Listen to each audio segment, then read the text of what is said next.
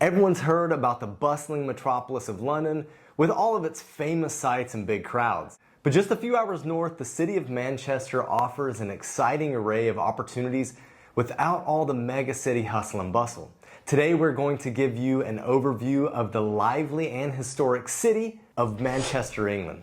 I'm Josh. And I'm Kalie with Expats Everywhere Explorers, the channel that brings you information and experiences from foreigners living all around the world.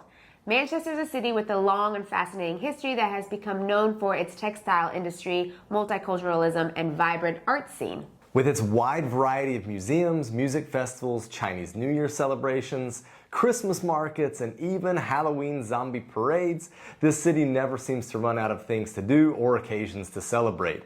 This ancient city is home to such a lively and active population, in part due to the number of students that flock to the city's many respected universities. Now, just because Manchester is in England, that doesn't mean that you will only hear English being spoken. In fact, the city's linguistic diversity of 200 different spoken languages is astounding considering its population of around 550,000 people.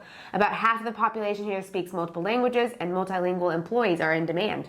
With such a diverse population, it is no wonder Manchester is a foodie's dream location. Beyond the traditional local dishes like Manchester tarts, Lancaster hot pot, and black pudding, the city boasts cuisine from all over the world. One area that is especially well liked is known as the Curry Mile, and it's known for its excellent Indian, Lebanese, Palestinian, Bangladeshi, Turkish, and Persian cuisines. It's not surprising that Manchester has grown into such a thriving and diverse cultural hub given its storied history and global connections. The city started as a Celtic settlement but was ruled by the Romans for a few hundred years after the 1st century AD. It was incorporated into Norman England by William the Conqueror in 1066 and continued to grow as a textile hub until the Industrial Revolution. Around the turn of the 19th century, Manchester was the world's largest marketplace for cotton goods and became known as Cottonopolis and Warehouse City. This massive textile manufacturing industry drew in people from all over the world and led to the diversity still seen today. Now, if there's one thing that wasn't attracting people to this city, it was the weather. Manchester has a super wet climate, so rain can strike at any moment. Luckily, it's more of a drizzle than a pour, and the average temperatures are pretty mild, generally staying above 30 degrees Fahrenheit in the winter and below 70 in the summer. Summers are awesome though. So how do people get around the rainy city? In downtown Manchester, people generally walk, cycle, or take public transportation to get where they need to go. Some people living outside the city center may prefer to use a car, but generally the trams and buses are often favored and can be paid for in individual trips or through around $100 monthly passes. Though it primarily answers to the British constitutional monarchy, the City of Manchester has its own city council, and the Greater Manchester Combined Authority elects a mayor and local government to take care of concerns, such as public transportation. On a larger scale, the British government has recently separated from the EU, making some parts of the expat process a little more difficult. Various kinds of work visas are still being offered as a way to legally live in the UK, whether short-term or long-term. But EU citizenship alone is no longer the qualifying factor. If you can prove that you're a skilled worker, entrepreneur, or generally meet visa requirements, you can apply for citizenship after more than 6 years of residency. So how hard is it to find employment in Manchester? Well, the job market is quite strong and involves companies from all over the world who often hire expats. So with the right qualifications, your odds of finding something aren't too bad at all. Manchester houses tons of different industries, but banking, manufacturing, and digital media are some of the biggest. Family life in Manchester is also full of opportunities, as high-quality schools, libraries, and museums can be found across the city. Public, private, and IB schools can all be accessed here, though it might be relevant to note that there are not any international schools available following curriculums from foreign countries, and public schools available to you will be based on the neighborhood you choose to live in. Speaking of neighborhoods, Manchester has a variety of different options depending on your needs and preferences. Areas like the Northern Quarter are full of trendy cafes, vintage shops, and independent boutiques, while places like Didsbury and Chorlton might be more suited for family life with parks and excellent schools. Of course, your choice of neighborhood can also affect the price you'll be paying for housing. Housing costs are definitely one area where Manchester's smaller size comes in handy, as rents here are estimated to be a whopping 54% less than the nearby London. A downtown one-bedroom apartment in Manchester is likely to cost you around $1,240 per month, and a larger three-bedroom will be close to $2,200. Buying real estate in the city will cost about $3,700 per square meter of space, which is more than you would pay in a place like Portugal, but is affordable compared to other places in the UK. That largely holds true for most budgetary concerns in Manchester, as everyday costs are lower than they would be in bigger cities, but aren't necessarily cheap. Average utilities cost roughly $290 per month, while an inexpensive restaurant might charge you around $19 for a meal. In general, you can expect to pay about $1.40 for a liter of milk, $1.50 for a loaf of bread, and $10 for a mid-range bottle of wine. These prices can also vary by neighborhood, of course, as some areas within the city simply have a higher cost of living than others.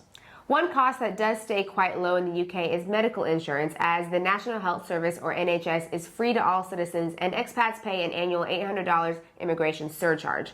This means that the majority of medical expenses are paid for by taxes, but you can still opt into a private health insurance program if you prefer to avoid some of the long public lines. For a city in the UK, Manchester is decently priced, and it is a thriving city full of diverse people, activities, and opportunities without some of the drawbacks of bigger populations. Whether you're taking in the rich historical offerings and iconic monuments of the city, attending a Manchester United or City football game, or just finding some delicious worldwide cuisine, Manchester is a destination chock full of interest and activity. But would Kalie and I live here? All right, Kalie, as an American, what's your kind of first impression of Manchester? Well, I think that Manchester for a long time has had a really bad reputation to be a bit rough, maybe industrial. Yeah. So I was pleasantly surprised when we visit that it's actually really nice. It's not huge, it's not sprawling, which I kind of like that.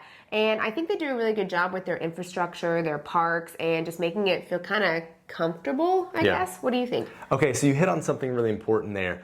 We have a lot of British friends, and all of them described Manchester in a very similar way. Like, it's rough, it's industrial, but I didn't find that to be the case at all. I felt like the infrastructure, like you said, was great. It looked like the quality of construction that was happening was great. Yes, there were parts, especially kind of around Manchester City's stadium and some of the metro stops leading out there.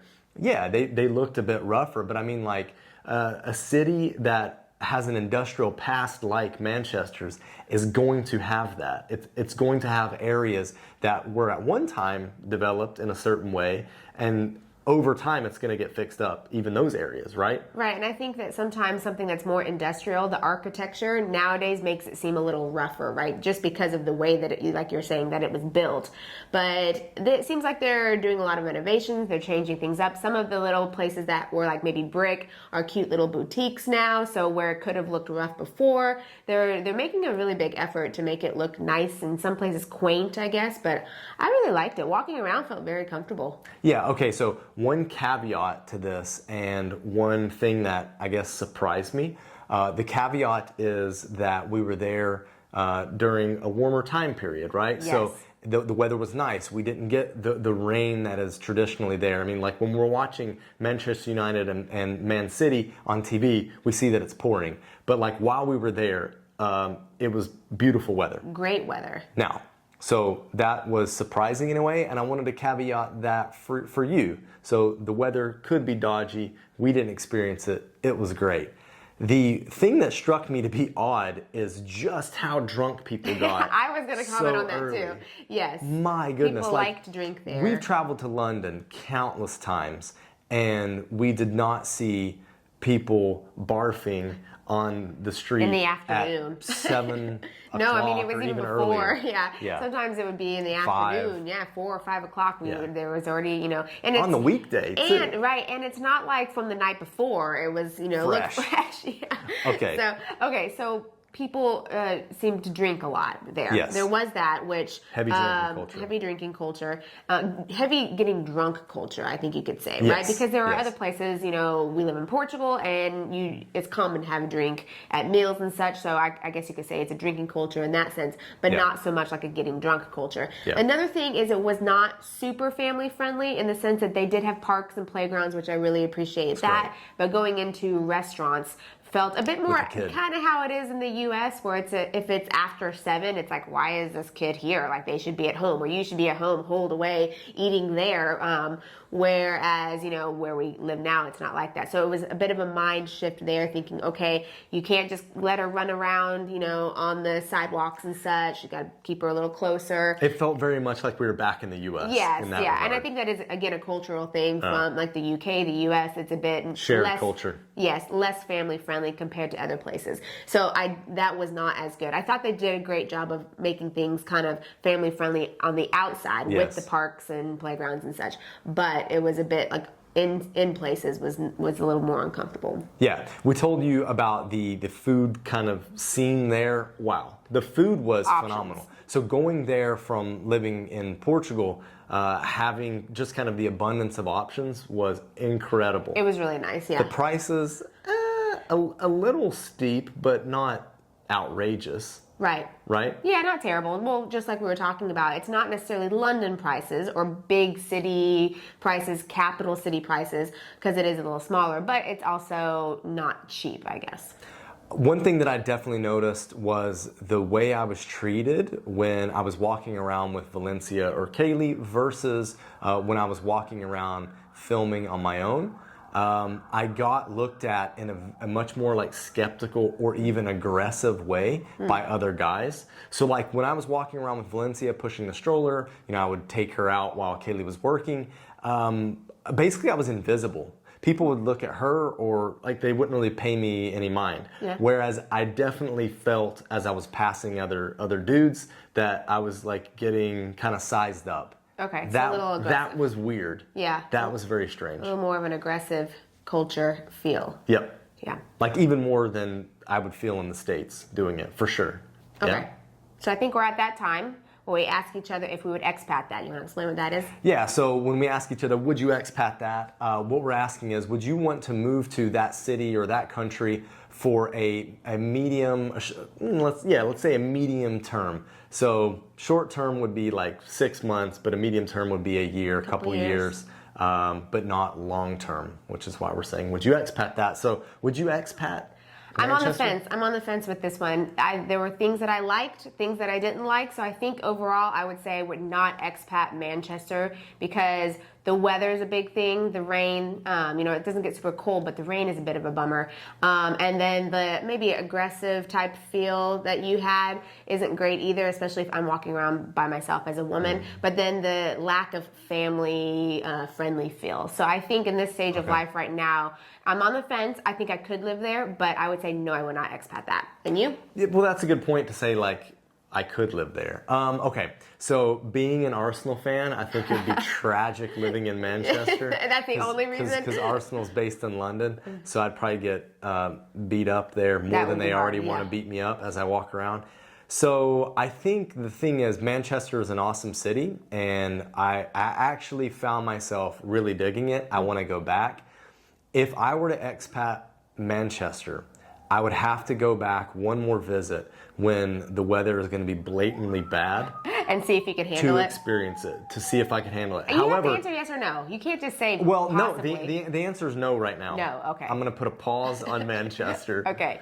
But if you guys want to see other places in Europe, click on this video right here to give a comparison for you and maybe a place that you would want to expat. Now, let's get moving.